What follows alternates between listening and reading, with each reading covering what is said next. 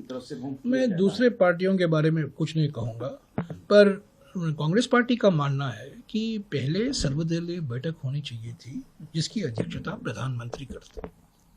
2 बैठक हुई हैं पर प्रधानमंत्री उसमें मौजूद नहीं थे, और सब लोग जानते हैं कि इस सरकार में सिर्फ प्रधानमंत्री जो सोचते हैं और बोलते हैं और करते हैं वही मायने रखता है। तो अगर ये जो दल जा रहे हैं, जो डेलीगेशन जा रहा है, पहली बात तो ये है कि पहले सर्वदलीय बैठक होना ज़रूरी था जिसमें प्रधानमंत्री मौजूद हो, उसकी अध्यक्षता करें।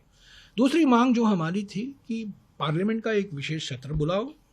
जो 22 फरवरी 1994 को जो प्रस्ताव सर्वसम्मति से पारित किया गया था पीओके को लेकर, उसको दोहराओ।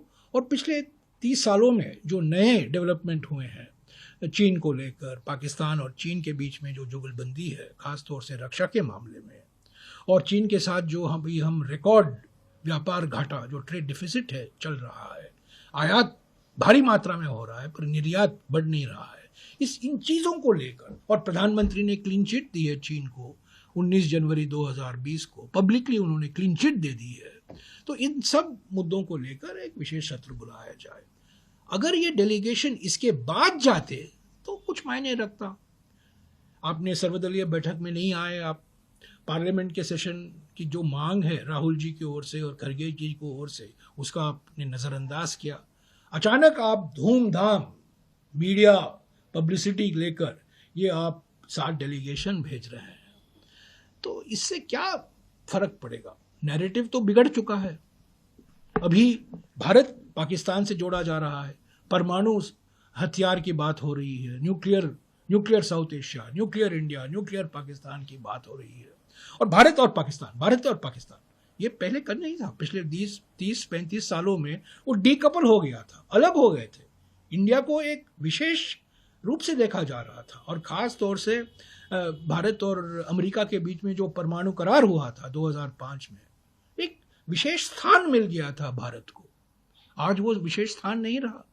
आज भारत माने पाकिस्तान, पाकिस्तान माने भारत पाकिस्तान एक हो गया है। तो ये नैरेटिव, और विश्वगुरु का नैरेटिव, वो भी चला गया, बिगड़ गया। तो अभी ठीक है, थोड़ा डैमेज कंट्रोल के लिए ये डेलीगेशन जा रहे हैं।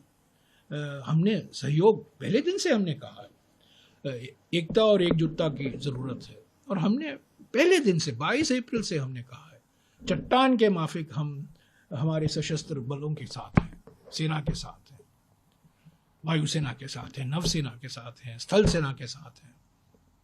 ऑपरेशन सिंदूर को हमने कहा है एक ऐतिहासिक ऑपरेशन है, और हमने सशस्त्र बलों को हमने बधाई दी है। पर ये प्रधानमंत्री एलओपी से बात नहीं करता है, कांग्रेस अध्यक्ष से बात नहीं करता है, हमसे नाम मांगते हैं, हम 4 नाम देते हैं, उनमें से 1 नाम लेते हैं, 4 अपना नाम जोड़ते हैं।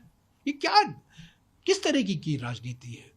और मध्य प्रदेश के मुख्यमंत्री, मध्य प्रदेश के 2 मंत्री, उप मुख्यमंत्री सोफिया कुरैशी को बदनाम करने में लगे हुए हैं। यहाँ विदेश सचिव का ट्रोलिंग होता है। कैसे बीजेपी सांसद डेलीगेशन में आपने भर रखा है? जैसे सांसद जिनका बयान देखिए, क्या क्या उन्होंने नहीं कहा, क्या क्या बयान इन सांसदों ने नहीं दिया है, विष भरी बयान दिए हैं। तो जब तक आप घर के अंदर, भारत के अंदर ध्रुवीकरण की राजनीति करते रहोगे, राजनीतिकरण करोगे आप ऑपरेशन सिंदूर का। अभी रेलवे टिकट में भी प्रधानमंत्री का फोटो छप रहा है।